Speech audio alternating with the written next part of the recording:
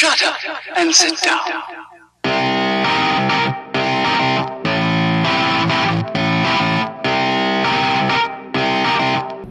What's up?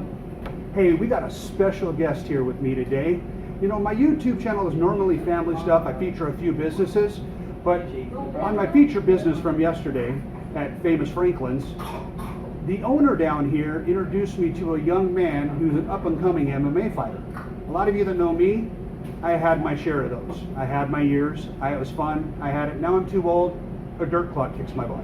So I want to introduce you to Mike. Hello. And Santana. Hi, everyone. What we have here is we're just going to do a dedication to watching him train. So we're just going to get a brief interview today, and then I think over the next week or so, we're going to watch him do some road work.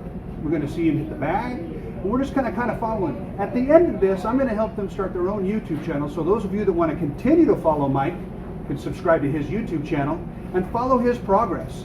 You know, and I think what most people don't realize is that camera doesn't add 10 pounds. Okay? It doesn't. But what it does is it's a motivator. Because if you're in there training and you've got the camera rolling, and I'll help you with some of that stuff, you've got the camera rolling, the last thing you're going to do when the camera's rolling is stop. You don't want that embarrassment.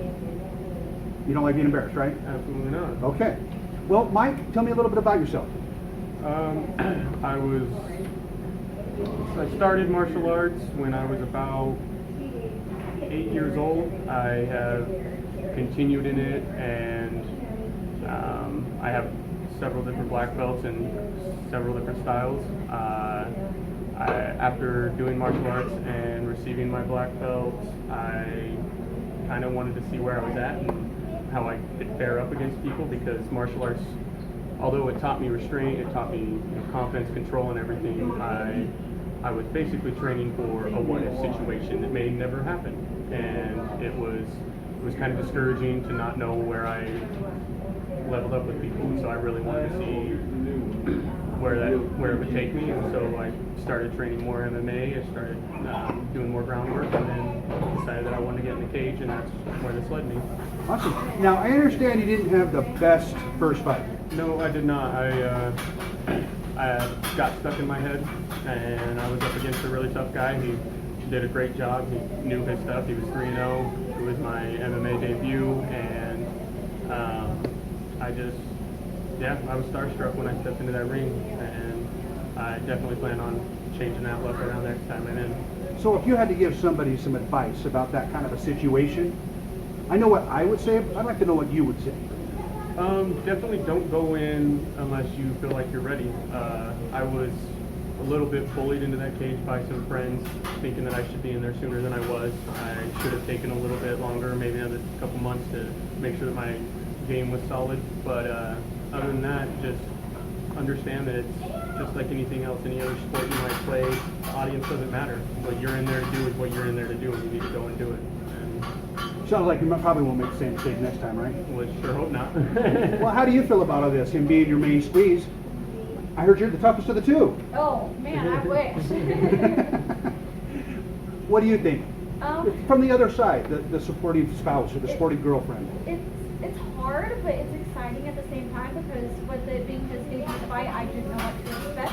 So everyone asked me, am I scared? Am I excited? To make sure that everything, and getting in the cage, you just have as much adrenaline as he probably does. It was intense, but it was a good time. And it's been nice to be able to support him in something. This is his dream and what he wants to do, and it's nice to be by his side. You know, one thing that I've experienced in my life, coming from the background that I have, support overweighs everything else. Absolutely. Win, lose, or draw, somebody in your corner that's staying there makes all the difference. Yes, and she has. She's been my anchor through all of this. After the loss, it was rough.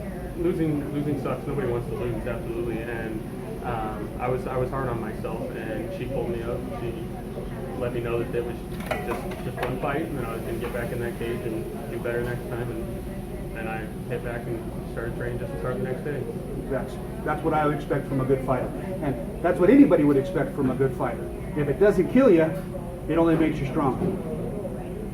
I'm not going to get too much into your training program on this one. because I'd like to just set up some times when you're training, just kind of peek in on you, get some footage of that. I'm sure they would love to see some footage of that too. Then what I would like is on your next fight, we would like an invite. Absolutely. So we could come in and sit down, film the fight, win or lose. It'll give you some opportunity to go back and look Right. at what happened. Be happy to have you guys there. That would be awesome. How about you guys? You guys want to see a fight pretty soon? Sure hope so. All right. Well, Mike, it was a pleasure sitting down with you. Thank you so much, Jamie. Santana. Thank you.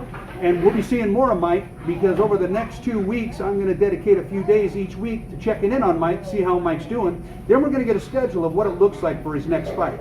So, stick around.